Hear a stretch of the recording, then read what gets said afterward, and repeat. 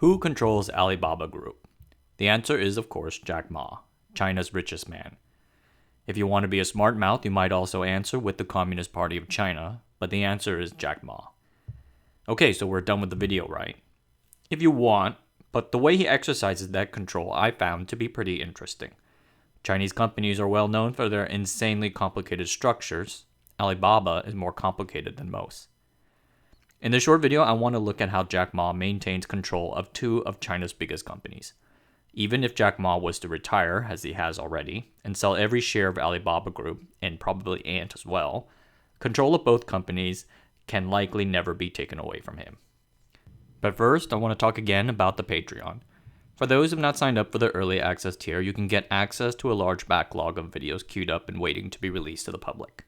It will help support the channel, especially when it comes to researching brand new topics that I have never written before. Right now, I'm looking at commercial aircraft in China. So head on over to the Patreon page and take a look. I deeply appreciate anything you'd be able to sign up for. Thank you, and on with the show.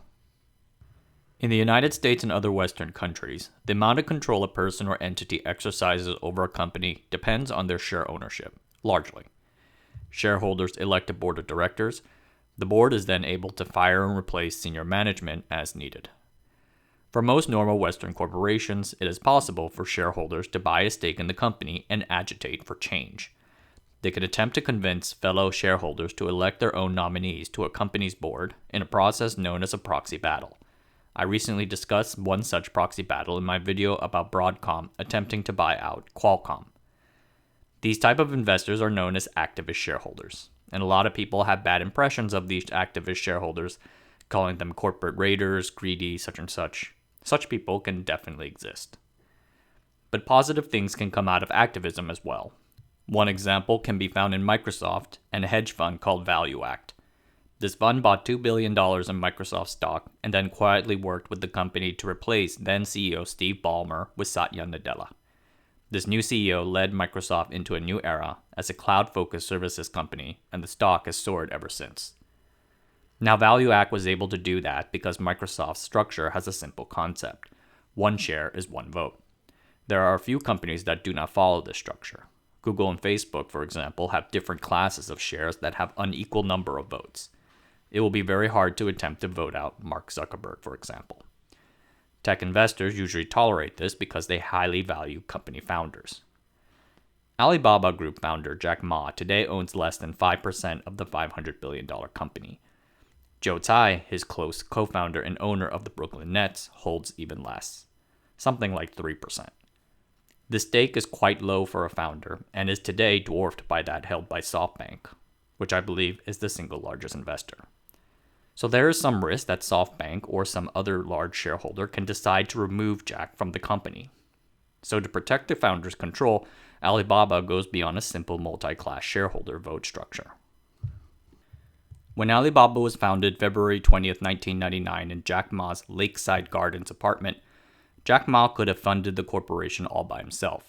He chose not to, asking 17 other people to invest and be his co-founders. These 18 partners would lay the future of Alibaba's early growth and help it become the e-commerce titan it is today. In 2010, Alibaba solidified the quote-unquote partnership structure by creating a Cayman Islands partnership called Lakeside Partners LP. Alibaba's group stock is publicly traded in the United States as an American Depository Share, or ADS. You can buy an ADS today through normal brokerages like Robinhood or something like that. There is one class of ADS out there, unlike those other founder-led tech companies like Facebook and Google. The structure could place potential voting control of the company in the hands of those with the most shares, and that wouldn't be fair, right? So Alibaba's charter gives Lakeside Partners, the aforementioned Cayman partnership, the power to appoint a simple majority of the board at all times. The 36 current members of the Lakeside Partnership are almost all either Alibaba or Ant Group executives, 27 Alibaba and 8 Ant. Jack Ma can control the vote of these nominees in a few ways. First, either Ant and Alibaba directly employs these people. If they piss off Jack, then they can lose their jobs.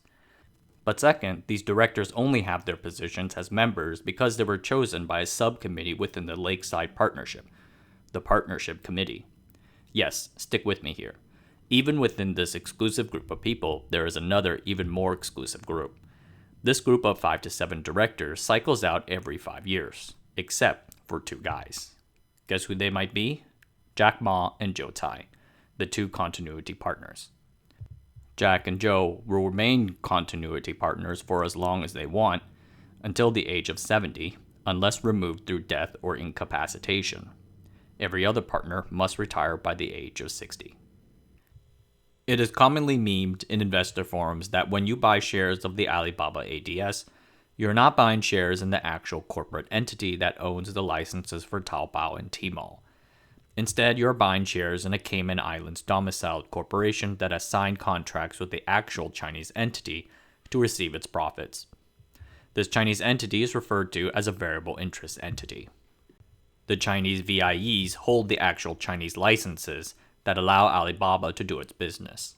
The 4 most important VIEs are Zhejiang Taobao Network Co. Limited, Zhejiang Tmall Network Co. Limited, Alibaba Cloud Computing Limited, and Youku Information Technology Beijing Company Limited. As you can guess from their names, they correspond to Alibaba's most important corporate assets. If you go strictly by Chinese law, VIEs are illegal, and in prior years, Chinese courts have invalidated a similar structure. But because the government has never actually been called to test the VIE structure in court and do something about it, it leaves the whole thing alone as a matter of strategic ambiguity. What this practically means is that nobody is going to try to sue Jack over Alibaba's control, neither in China nor anywhere else. If someone tried, they run the risk of the court declaring the VIE illegal and dissolving the whole thing. The outside investors as such would be entirely hosed. I would call this path of action, though, a last resort, a big red button. But it has been exercised, kinda, before. It was this big red button that Jack pushed in transferring ownership of Alipay from Alibaba to himself. Ant Group is the PayPal to Alibaba's eBay. Ant Group used to be just Alipay, which helped facilitate financial transactions between customers and sellers. The company renamed itself and became the biggest single fintech player in the country. Ant has been in the news a lot recently, largely because of its canceled IPO and certain comments Jack Ma has made in public. I did a video about it. But another thing to keep in mind about Ant Group is that Jack has total control over it as well. Ant is the key that keeps Alibaba Group locked up in Ma's pocket. In 2010, Alipay applied to the People's Bank of China for a license to transact payments. The PBOC faxed a request to Alipay asking whether or not there was a VIE contract arrangement between itself and foreign-owned investors. The answer was yes. The foreign owners at the time were then Yahoo and SoftBank. Jack Ma judged his request to be a sign that the PBOC will cancel the Alipay license. He thus canceled the VIE contract between Alipay and the foreign-owned investors, Yahoo and SoftBank, and transferred it to himself. It was a whole kerfuffle. Jack Ma has complete control of Ant. Alibaba might have 33% equity share, part of the settlement that arose from the kerfuffle, but Jack controls it through 2 general partnerships of which he owns a 100% share. These 2 partnerships have at least 50% of the voting interest. Furthermore, the Ant board is chosen by Ant and Alibaba together, and as you remember, Alibaba has 8 Ant Group executives in its Lakeside partnership. So it all flows back to Jack Ma. Jack controls Ant, Jack uses that control to control Alibaba, and vice versa. One helps with the other. The thing that I kind of find interesting is that the partnership committee's elevated status within the Alibaba partnership kind of reflects the Chinese Communist Party's powerful Politburo standing committee structure. I wonder if that was intentional. Probably not. You can make an argument that this whole structure, this whole rigmarole, hurts minority shareholders. There's a real precedent of it happening after all, as when Jack Ma transferred Alipay to himself. If Alibaba was an American company, then this can be labeled as a self-dealing transaction and open Jack to litigation. After all, he enriched himself, even if it claims it had been necessary. People and investors tolerate this because they are tempted by the size of the market, and they like Jack Ma. He's small and cute and all that. The company and its founder are tightly bound. And I think Ma knows this, as he's not given up these powers and control, even as he has stepped down from various positions, and essentially retired. He's not even on the senior management page on Alibaba, even though Joe Tsai is. Jack will continue to play a part in the company's direction for the foreseeable future, whether investors like it or not. Unless, of course, the party decides otherwise. Alright, everyone, take care of yourselves out there. If you like the stuff that's on this channel, feel free to sign up for the newsletter or check out the Patreon. I send out newsletters, I would probably say every 3 or 4 days.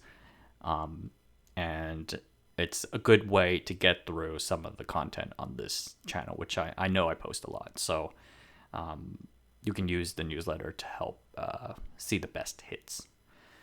So take care of yourselves out there, and I'll see you again soon. All right. Bye-bye.